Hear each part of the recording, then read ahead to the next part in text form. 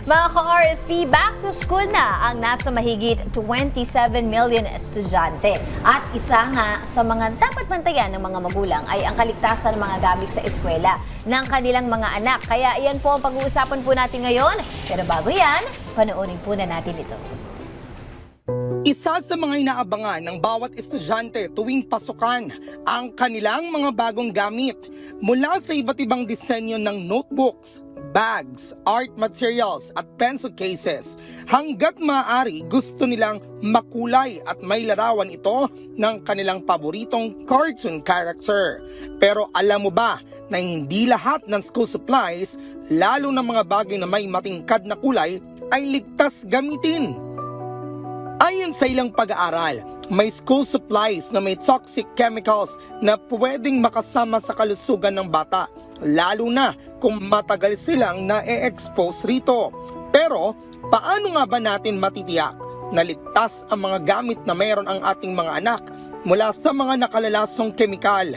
Ano-ano ang mga dapat bantayan at tingnan ng magulang sa pagbili ng mga gamit sa eskwela? Yan ang ating alamin ngayong umaga. Dito lang sa Rise and Shine, Pilipinas!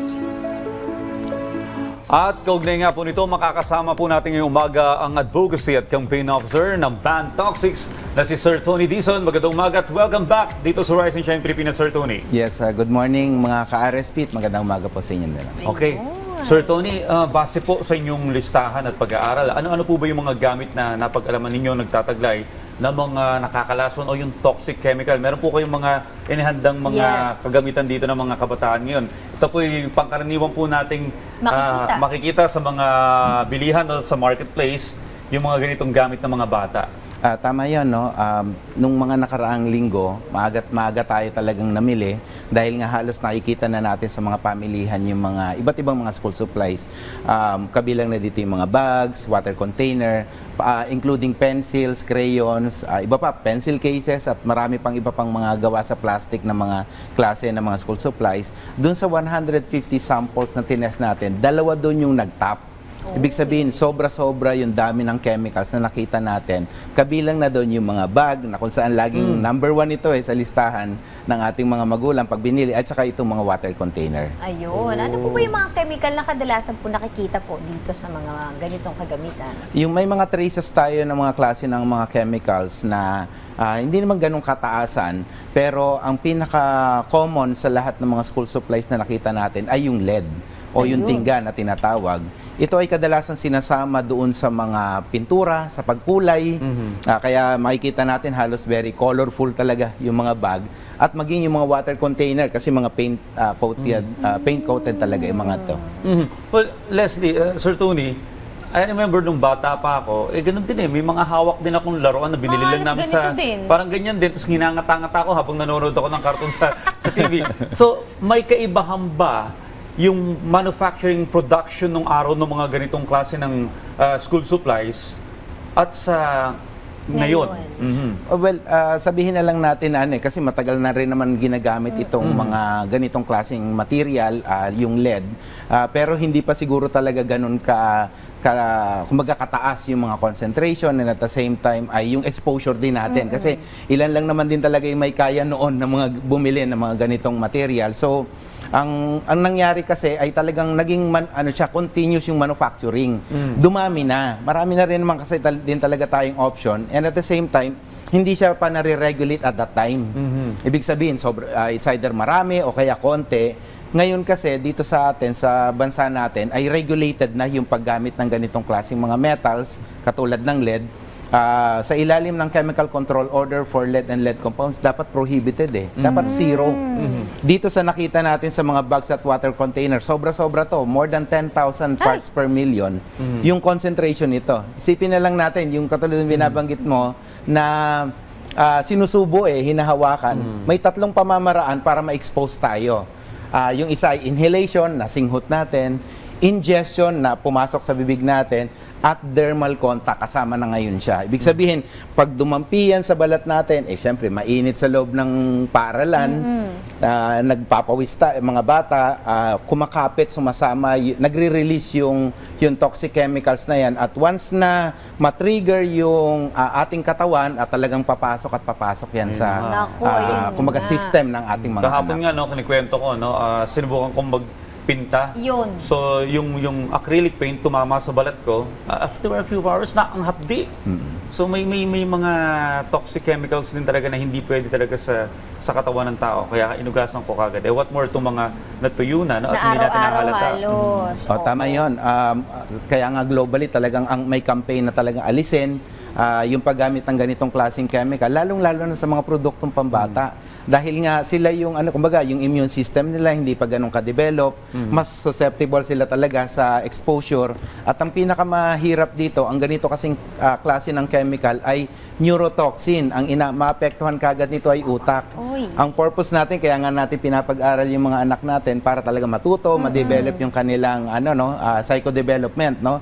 Pero ito pa yung magti-trigger kasi may expose sila, araw-araw nila dala to. In fact, mas mahaba pa nga yung oras na dala-dala nila yung mga gamit na to kaysa sa bahay, no? Kaya mas mataas yung chances na posibleng ma-expose sila at dun aatake yon.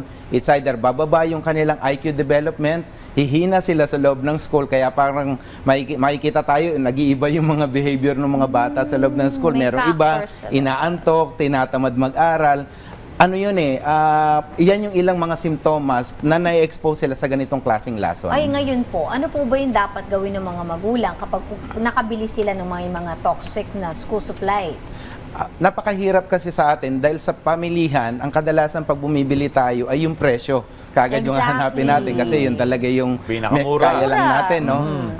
Yun yung medyo vulnerable sa sector natin. Yung syempre kung sino yung medyo konti lang yung budget, yun lang talaga mabibili. Ikalawa, nahihirapan lagi yung mga consumer natin na pumasok sa behavior na baka pwedeng kilatisin muna natin yung produkto.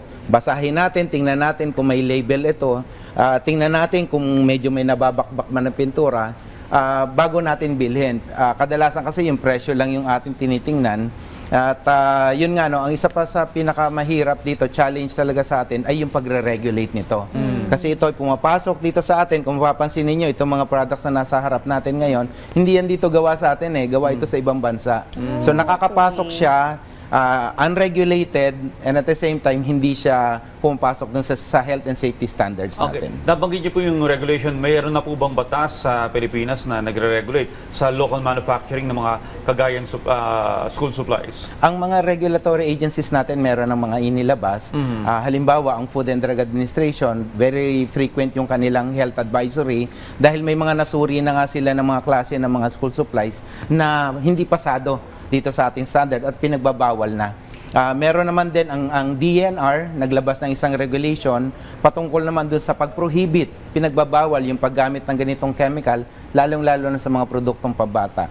Ang pinakakulang na lang po talaga dito sa atin, which I think ito sana yung pinakamagandang opportunity para sa itong next Congress natin, na magpasa talaga ng batas. Kulang talaga tayo lalong-lalo na, hindi lang sa school supplies, kundi maging doon sa iba pang mga children's products, na kung saan lahat na ng klase ng mga chemicals ay dapat nire-regulate na dito sa ating bansa. Pero Sir Tony, meron ba kayong website o Facebook page na may listahan kayo kung ano yung mga school supplies na may lead content? Yes po, pwede silang mag-like, follow, and share sa amin sa Ban Toxics. I-search nyo lang po sa Facebook, social media. Active din po tayo dyan. At meron din po tayong website. I-search nyo lang po yung aming pangalan ng aming grupo para po makatulong tayo Yes. sa ating mga Toxics. kababayan para sa mga information. Ayun, maraming salamat po sa inyong oras. Muli nakasama po natin si Tony Dizon, ang Advocacy and Campaign Officer ng Ban Toxics.